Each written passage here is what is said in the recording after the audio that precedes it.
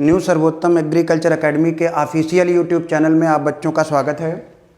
आज हम लोग दो समतल दर्पणों द्वारा बनने वाले प्रतिबिंबों की संख्या को देखेंगे। एक समतल दर्पण हो, एक ही वस्तु हो, एक ही प्रतिबिंब बनता है। लेकिन यदि दो समतल दर्पण हों और वो किसी कोण पर झुके हुए हों तो उनके द्वारा बनने वाले प्रतिबिंबों की संख्या उस कोण पर निर्भर करती है जिस कोण पर वो दोनों समतल दर्पण एक दूसरे के साथ झुके होते हैं। आपके चित्र में दो समतल दर्पण M1 और M2 दिखाए गए हैं। M1 और M2 के बीच का कोण थीटा है।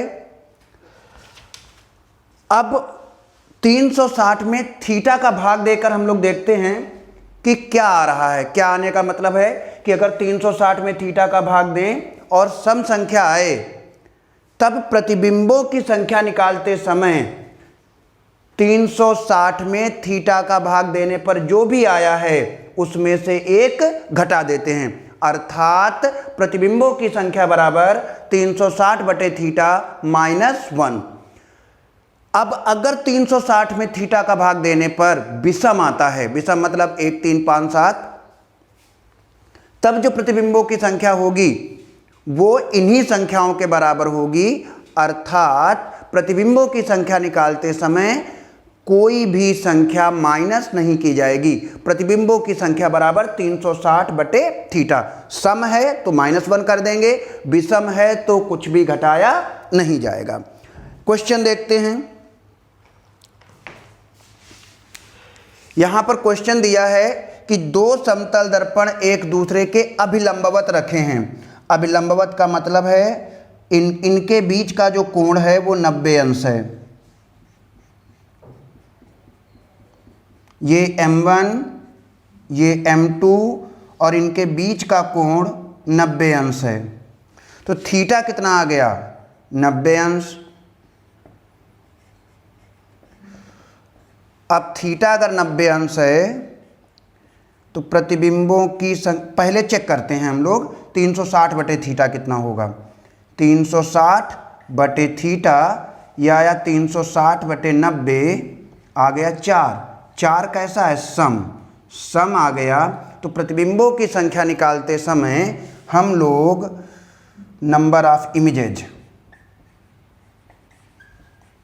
प्रतिबिंबों की संख्या निकालते समय हम लोग इसमें से एक माइनस कर देंगे तो कितना आ जाएगा?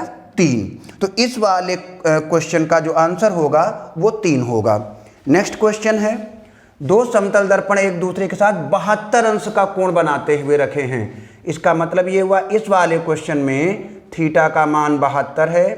360 बटे थीटा जब करोगे तो ये आएगा 360 बटे 72। 72 से काटेंगे आएगा 5। 5 है विषम, और अगर विषम आएगा तो प्रतिबिंबों की संख्या निकालते समय एक घटाया नहीं जाएगा। प्रतिबिंबों की संख्या बराबर 360 बटे थीटा। तो इस वाले का आंसर सीधे सीधे 5 होगा। अगर समतल दर्पण एक दूसरे के समांतर होते हैं तब अगर हम कोई वस्तु रखें तो देखिए ये जो पहला समतल दर्पण है M1, ये वाला, ये वस्तु का प्रतिबिंब मान लीजिए यहाँ पर बनाता है I1, और ये वाला समतल दर्पण इसी वस्तु का प्रतिबिंब यहाँ पर बनाता है I2। अब ये I1 इसके लिए वस्तु का कार्य करेगा, इसका प्रतिबिंब यहाँ पर बनाएगा I1 डैश। I2 इसके लिए वस्तु का कार्य करेगा, इधर प्रतिबिंब बनेगा I2 डैश। इस प्रकार से जितने प्रतिबिंब बनते जाएंगे वो दूसरे दर्पण के लिए वस्तु का कार्य करते जाएंगे। इस प्रकार से बनने वाले प्रतिबिंबों की संख्या अनंत हो जाएगी। तो यदि दो समतल दर्पण एक दूसरे के समांतर रखे होते हैं तो उनके द्वारा बनने वाले प्रतिबिंबों की संख्या अनंत होती है। एक और टर्म है, उसे कहते हैं बहुमूर्तिदर्शी क्लाइडोस्कोप। इसमें क्या होता है कि 3 दीवारें होती हैं, उन दीवारों पर दर्पण लगा दिए जाते हैं। ये दर्पण एक दूसरे से 60-60 अंश का कोण बनाते हैं। इस आकृति को, रचना को बहुमूर्तिदर्शी कहा जाता है। अब यदि इनके ठीक बीच में एक मूर्ति रख दें तो उस मूर्ति के हमें टोटल 12 प्रतिबिंब मिलेंगे। ठीक है, बनते तो 15 हैं, लेकिन 15 में 3 प्रतिबिंब एक दूसरे के साथ कॉमन हो जाते हैं, उनको एक ही गिना जाता है, इसलिए 3 माइनस कर देते हैं। बनने वाले प्रतिबिंबों की संख्या होती 12। ध्यान रखना, बहुमूर्तिदर्शी से किसी भी वस्तु के बनने वाले प्रतिबिंबों की संख्या 12 होती है। अब आता है विसरण। विसरण एक तरीके का बहुल परावर्तन है। किरणों में जो अनियमित परावर्तन होता है वो है। कैसे अनियमित परावर्तन होता है? देखिए, समांतर पुंज आ रहा है, ये समांतर किरण पुंज है। अब अलग अलग बिंदुओं पर अभिलंब अलग अलग होंगे। अभिलंब अलग अलग होंगे तो उनके द्वारा जो परावर्तित किरणें हैं, उन परावर्तित किरणों की दिशा भी अलग अलग होगी और इस प्रकार से प्रकाश चारों ओर फैल जाएगा। इसी घटना को नाम देते हैं विसरण। विसरण मतलब प्रकाश का अनियमित परावर्तन। अनियमित परावर्तन।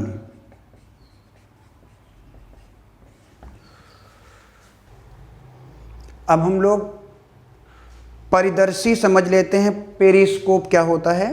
तो बेटा, परिदर्शी परावर्तन की घटना पर आधारित एक ऐसा उपकरण है जिसकी सहायता से हम उन वस्तुओं को भी देख सकते हैं जो हमारे सामने नहीं है, यानी हमारी दीर्घा के बाहर हैं। एग्जाम्पल के लिए, जब कोई सबमरीन पनडुब्बी पानी के अंदर होती है तो वो पानी के अंदर की चीज़ों को तो डिटेक्ट करती ही करती है, बाकी समुद्री सतह के ऊपर की भी सभी चीज़ों का डिटेक्शन चाहती है। ऐसा करने के लिए हम जिस उपकरण का प्रयोग करते हैं उसी को परिदर्शी कहा जाता है, पेरिस्कोप कहा जाता है।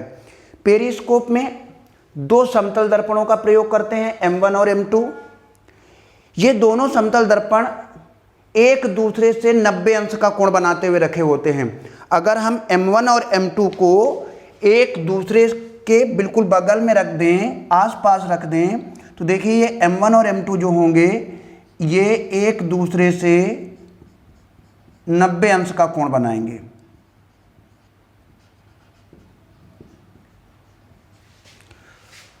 अब जब कोई प्रकाश किरण बाहर से चल करके M1 पर टकराती है तो M1 जो दर्पण है वो इस प्रकाश किरण को अपने से लंबवत दिशा में, यानी जो किरण थी वो जिस दिशा में आ रही थी उसके भी लंबवत परावर्तित कर देता है। ये प्रकाश किरण जब दूसरे समतल दर्पण M2 पर पहुंची तो M2 भी उस प्रकाश किरण को आने वाली प्रकाश किरण के अभिलंबवत परावर्तित कर देता है, यानी M1 भी किरण को लंबवत दिशा में भेजता है और M2 भी किरण को लंबवत दिशा में भेजता है। प्रकाश किरण M1 से भी परावर्तित होती है और M2 से भी परावर्तित होती है और अंततः आंख पर पहुंचती है। इस प्रकार से यह आंख समुद्री सतह के बाहर की चीजों को भी देख लेती है, इसीलिए इसे परिदर्शी कहा जाता है। ध्यान देना, कितने समतल दर्पण का प्रयोग किया जाता है? 2।